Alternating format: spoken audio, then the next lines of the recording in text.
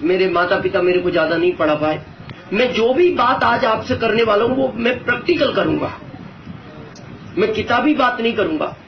बहुत लोग बोलते हैं मैं इस बिजनेस को कर रहा हूं, मैंने इस बिजनेस को किया नहीं, मैंने इस बिजनेस को जिया है 15 साल तक।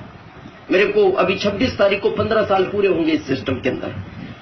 तो मैं किताबी बात इसलिए नहीं करूंगा क्योंकि मेरे को किताबों का ज्यादा नॉलेज नहीं है, मैं बहुत पढ़ा लिखा नहीं हूं, मैं 10वीं फेल हूं, और 10वीं में भी एक बार नहीं, मैंने रिकॉर्ड तोड़ा है। ये बात ताली बजाने लायक नहीं है। ये तो आप मेरे से पूछो क्या तकलीफ हुई होगी उस समय, या मेरे फादर से पूछो। लेकिन मैं ये बात आपको इसलिए कहना चाहता हूं, अगर आपकी एजुकेशन बहुत ज्यादा नहीं है तो आप टेंशन फ्री रहे। इस दुनिया का इतिहास है, भारत का नहीं। जितने भी लोग कम पढ़े लिखे हैं इस दुनिया में वो अमीर हैं। पता है, आपने सोचा ऐसा क्यों हुआ? पढ़े लिखे व्यक्ति को ईगो बहुत होता है, बहुत ईगो होता है। उससे जब भी बात करो वो यही बोलता है, ये सब मैं जानता हूं, मेरे को कुछ बताने की जरूरत नहीं है। आप बताने जाओ पढ़े लिखे व्यक्ति को आरसीएम का प्लान, वो बता के बस 17 साल से जानता हूं। चक्कर यह है वो जानता ही है, पहचानता नहीं। पहचानता होता तो इसके अंदर होता। और वो पता है जानता क्यों है? पढ़ा लिखा है, ईगो बहुत है। जिंदगी में हमेशा सीखना चाहिए। जब तक सीखते रहोगे आपकी प्रोग्रेस होगी। जिस दिन आपको लगेगा मैं सब कुछ जानता हूं, उस दिन आपकी लाइफ खत्म होना शुरू हो जाएगी। मैं 15 साल का स्टूडेंट हूं, मैं कभी नहीं बोलता मैं आरसीएम सीख चुका हूं और आपको सिखाने आया हूं। मैं सिखाने नहीं आया, मैं आपसे बातचीत ट्रांसफर करने आया हूं। मैं अभी सीख ही रहा हूं। जो लोग ये बोलते हैं मैं सब जानता हूं, उनके बारे में कहा जाता है वो कुछ नहीं जानते। परफेक्शन इज द पैरालाइसिस, उनको दिमाग का लकवा लग गया। मैं बताऊं जो सब जानता है उसका क्या हाल होता है? करूं थोड़ा क्लियर? एक आदमी था, भागलपुर जैसी बहुत बड़ी सिटी थी, वहां का वो मेन व्यक्ति था, और वो पता सबको क्या बोलता था? मेरे से कुछ भी पूछो, मैं सब जानता हूं, हर चीज का जवाब दे सकता हूं। वहां बहुत सारी भीड़ इकट्ठी हो गई। उन्होंने कहा सेठ जी, आदमी अगर टीचर है तो उसको वकालत का ज्ञान नहीं हो सकता, वकील है तो उसको टीचर का ज्ञान नहीं हो सकता, टीचर है तो उसको डॉक्टरी का ज्ञान नहीं हो सकता, डॉक्टर है तो उसको इंजीनियर का ज्ञान नहीं हो सकता। लेकिन उसने कहा नहीं, मेरे को सब ज्ञान है, मैं सब जानता हूं, जो पूछो बताऊंगा। तो एक आदमी ने कहा अगर नहीं बता पाए तो पता वो क्या बोलता है? मैं 50,000 इनाम दूंगा उसको अगर मैं जिसका जवाब नहीं दे पाया। तो लोगों को क्या लगा, पूछ तो लो, कभी अटक जाए सेठ जी तो 50,000 इनाम तो मिलेगा। तो लोगों ने उल्टे सीधे प्रश्न पूछे ताकि वो ये कह दे ये मैं नहीं जानता, नहीं जानता तो इनाम है। तो वो हर बात पे पता है क्या बोलते थे? ये तो मैं जानता हूं। लास्ट में एक आरसीएम का डिस्ट्रीब्यूटर पहुंचा, उसने हाथ खड़ा किया। आरसीएम डिस्ट्रीब्यूटर का मतलब ये नहीं वो उस समय आरसीएम करता था। आरसीएम का डिस्ट्रीब्यूटर ये जानता है एक जिंदगी में सब नहीं सीखा जाता। उसने हाथ खड़ा किया, सेठ जी मेरे भी 4 प्रश्न है, उत्तर मिलेगा? सेठ जी ने कहा सबका दिया है, तुम्हारा भी देंगे। बोले नहीं दिया उत्तर? बोले 50,000 इनाम देंगे, जनता के सामने वादा है। तो उसने कहा मेरा पहला प्रश्न ये है सेठ जी, आज के 20 साल पहले तुम्हारे दादाजी का देहांत हुआ, तुम जानते हो? हाँ, मेरे दादाजी का देहांत हुआ, मैं नहीं जानूंगा, कौन जानेगा? जानता हूं। सेकंड, उस समय तुम्हारे पिताजी ने 200 ब्राह्मणों को भोजन कराया, तुम जानते हो? हाँ, ये भी मैं जानता हूं। उस समय तुम्हारे पिताजी ने 1 लाख रुपया खर्च किया, जबकि तुम्हारे पिताजी की स्थिति 1 लाख खर्च करने की नहीं थी, फिर भी किया, जानते हो? हाँ, ये भी मैं जानता हूं। लास्ट, उस समय तुम्हारे पिताजी ने मेरे से 50,000 रुपए उधार लिए थे, तुम जानते हो?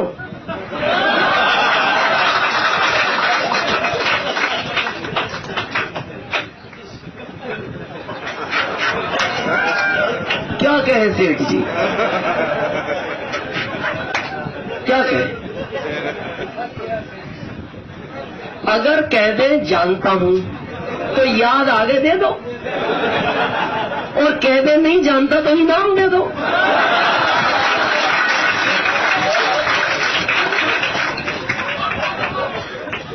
ये हालत होती है उसकी जो सब जानता है। और मेरे को पूरा विश्वास है कि हम सब सीखने आए हैं। तैयार हैं आप?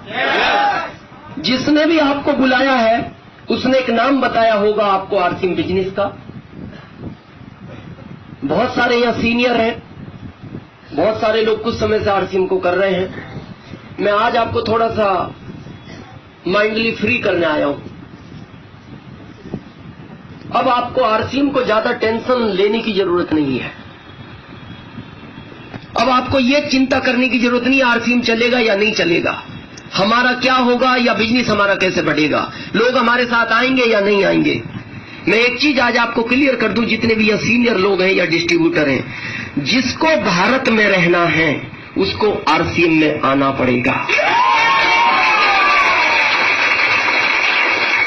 जिसको भारत में रहना है उसको आरसीएम में आना ही पड़ेगा। पता है क्यों? कुछ लोग ये भी कहेंगे आपसे, कुछ भी कर लो मैं नहीं आऊंगा। उनको भी आना पड़ेगा। क्यों आना पड़ेगा? 2016 के पहले तक चॉइस थी, आओ या नहीं आओ। 2016 के बाद ये चॉइस खत्म हो गई। क्यों? क्योंकि 2016 9 सितंबर को मोदी सरकार ने इसको कानून में ले लिया। और जो चीज सरकार के कानून में आ जाती है उसको करना फिर इच्छा नहीं होता, मजबूरी होता है। हेलमेट पहनते हो आप लोग? ये गाइडलाइन में है, सरकार के कानून में है, लेकिन फिर भी आज सब लोग हेलमेट नहीं पहनते। आप देखना, आज भी समझदार आदमी हेलमेट नहीं पहनता। समझदार समझते हो? मतलब जिसको गलियों का ज्ञान होता है, हाँ, गली का ज्ञान, जिसको ये पता है इस गली से निकलने के बाद ट्रैफिक पुलिस वाला नहीं मिलता, वो आज भी हेलमेट नहीं, वो समझदार आदमी है। जैसे अगर भागलपुर की बात करें तो यहां शायद 50% लोग पहनते होंगे, 50 नहीं पहनते। लेकिन आप पटना चले जाओ, 70 पहनते हैं, 30 नहीं पहनते, क्योंकि वहां गवर्नमेंट स्ट्रिक्ट है। आप वेस्ट बंगाल कलकत्ता चले जाओ, वहां 80 पहनते, 20 नहीं पहनते। आप दिल्ली चले जाओ, वहां और स्ट्रिक्ट है, वहां 90 पहनते, 10 नहीं पहनते। लेकिन अगर आप बॉम्बे चले जाओ तो वहां 100% पहनना पड़ता है। पता वहां क्यों पहनना पड़ता है? वहां सरकार ने गलियों पर भी कैमरे लगा रखे हैं, गलियों पर भी कैमरे हैं। तो आप समझदार बन के निकल तो सकते हैं, लेकिन 5 दिन बाद आपके घर एक लेटर आता है और उस पर पता है क्या लिखा हुआ आता है? गली से निकलने के 500 रुपए जमा कर जाएं। भाई ये आगे, शुक्ला जी प्लीज, नहीं आगे नहीं प्लीज, अब आगे नहीं। आप टाइम तो देखो सर, क्या नहीं आप टाइम पे नहीं आए फिर आगे आ रहे, प्लीज कोऑपरेट करें। अब आप अरे पीछे रहिए। मैं एक प्लीज आप सब प्लीज कोऑपरेट करें। आप मैं एक चीज बीच में बात आ गई सर को देख के, तो मैं थोड़ा क्लियर कर दूं एक पिक्चर और। जीवन में अगर सक्सेस होना है तो टाइम का बहुत ध्यान रखना। अमीर वो ही आदमी बनता है जो टाइम के प्रति सीरियस है। नहीं तो मैं लिखित में दे सकता हूं, आप जिंदगी में कितनी भी मेहनत कर लेना, अगर आप टाइम के प्रति सीरियस नहीं है तो आप कभी अमीर नहीं बन पाओगे, कभी नहीं बन पाओगे। और मैं उदाहरण दे सकता हूं भारत का ही। देखो 4 महानगर है भारत में, दिल्ली, बॉम्बे, कलकत्ता, मद्रास। चारों में पैसे वाला कौन सा है? बॉम्बे। क्यों है बॉम्बे? जबकि दिल्ली तो उससे कई गुना बड़ा है, दिल्ली में जनसंख्या उससे कई गुना ज्यादा है। बॉम्बे ही पैसे वाला क्यों है? बॉम्बे में आदमी टाइम के प्रति सीरियस है। बॉम्बे की स्थिति पता आपको क्या है? बॉम्बे में आदमी को टाइम बताने का टाइम नहीं है। हमें लगता है इंसानियत के नाते बताना चाहिए, वो आदमी नहीं जानता, वो कहता है इंसानियत कैसी, टाइम इंपॉर्टेंट। अगर आप बॉम्बे में किसी को टाइम पूछोगे ना, बॉम्बे का आदमी टाइम नहीं बताएगा। और बताएगा तो भागते भागते बताएगा। यहां पूछोगे ना, वहां जाके बोलता है 12:30 बजने वाला है। अपने यहां पूछो, ये वापस आके बताता है।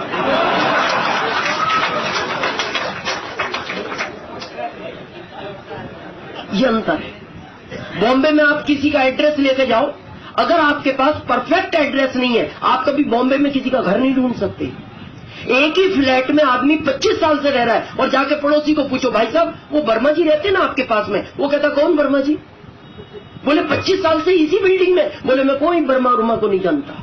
क्यों? उसको वर्मा जी से कोई काम नहीं। पड़ोसी 25 साल से पड़ोसी को नहीं पहचानता। बोलो।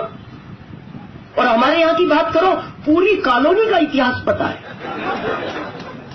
हमारे यहां का आदमी तो यहां तक जानता है ये आदमी घर से कब निकलता है, किस पुलिया पर बैठता है और किस और मुंह करके बैठता है।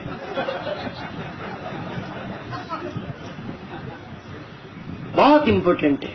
और मैं आगे बात करूंगा इस सिस्टम में। इस सिस्टम में वो ही कामयाब होगा जो टाइम के प्रति सीरियस होगा, क्योंकि ये पैसा ही टाइम का देता है। इसमें टाइम मल्टीपल होता है। आगे बात करने वाले। ओके, तो हम बात कर रहे थे गाइडलाइन की। कानून में आ गया है। अब मेरे को बताओ, बॉम्बे में रहने वाले के पास 2 ऑप्शन है, या तो हेलमेट पहनना शुरू करे या बॉम्बे छोड़ दे। तीसरा कोई ऑप्शन नहीं। क्या ये स्टिक का एक दिन पूरे देश में नहीं आएगी? आएगी। पटना में लगने शुरू हो गए, वेस्ट बंगाल कलकत्ता में लगने शुरू हो गए, एमपी इंदौर में लगने शुरू हो गए, गुजरात सूरत में लगने शुरू हो गए। हो सकता है आपके भागलपुर में 15 साल बाद लगेंगे तो सही। क्या होगा फिर ऑप्शन? या तो हेलमेट पहनना शुरू करो या भागलपुर छोड़ दो। अब जब ये चीज कानून में आ गई 9 सितंबर को, तो हो सकता है, मैं मानता हूं भारत के बच्चे को समझने में इसको हो सकता है 20 साल लगे, 25 साल लगे, 30 साल लगे, लेकिन 30 साल बाद क्या होगा? एक ही ऑप्शन है, या तो आ जाओ या भारत छोड़ दो। तो वो घर वालों से पूछेगा, दोनों ऑप्शन है, क्या करना चाहिए? घर वाले कहेंगे भारत छोड़ के जाएगा भी कहां?